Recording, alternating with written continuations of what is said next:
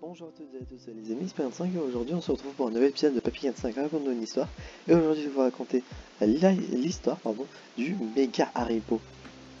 Contexte, c'était en été 2017 durant mes vacances en Turquie. Et on avait acheté avant bien d'aller chez mes grands-parents je crois.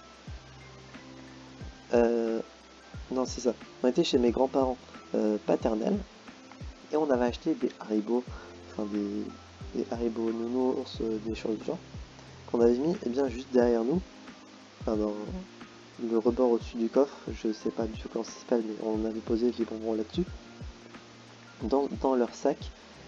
Et du coup, on se dirigeait vers nos grands-parents. Non, c'est l'inverse, c'était on était chez nos grands-parents maternels et on se dirigeait vers nos grands-parents paternels, c'est ça, vu qu'ils habitent pas dans la même ville.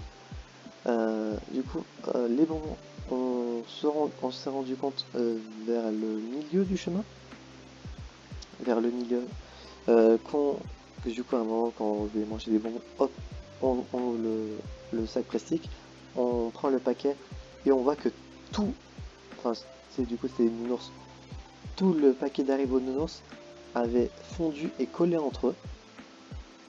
Je vous jure, c'est devenu une grosse brique Haribo multicolore et avec tous les goûts du coup qui étaient forcément mélangés. Et du coup, bah, vu qu'ils aient, bon, pour ceux qui ne savent pas, la Turquie est un pays dans lequel il fait chaud, vraiment chaud. Si vous ne le savez pas, vous êtes un peu con. Mais du coup, bah, tout avec la chaleur, etc., tout avait fondu entre eux. Et donc, bah, c'était plus ou moins immangeable vu que ça collait. Et donc, notre père nous avait dit de pas manger pour le moment et de voir du coin de notre paquet, qui n'avait pas fondu bien évidemment, enfin bien heureusement plutôt, et qu'on allait mettre le tout au frigo pour pouvoir bien le manger ensuite.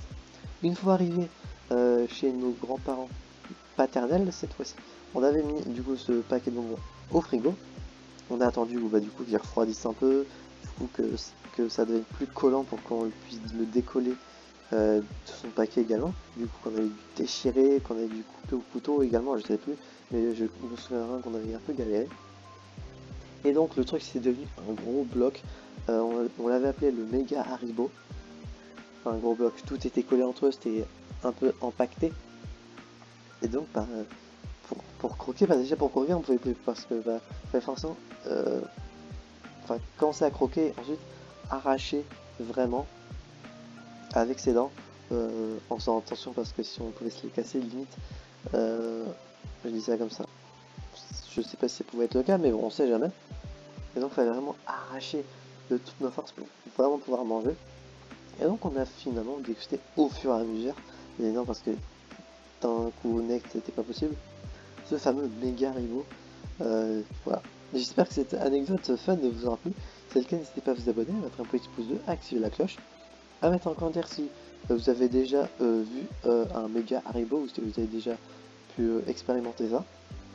Et on se retrouve donc, j'espère, la prochaine fois pour de prochaines aventures. C'était Papy 5 et je vais vous dire enjoy!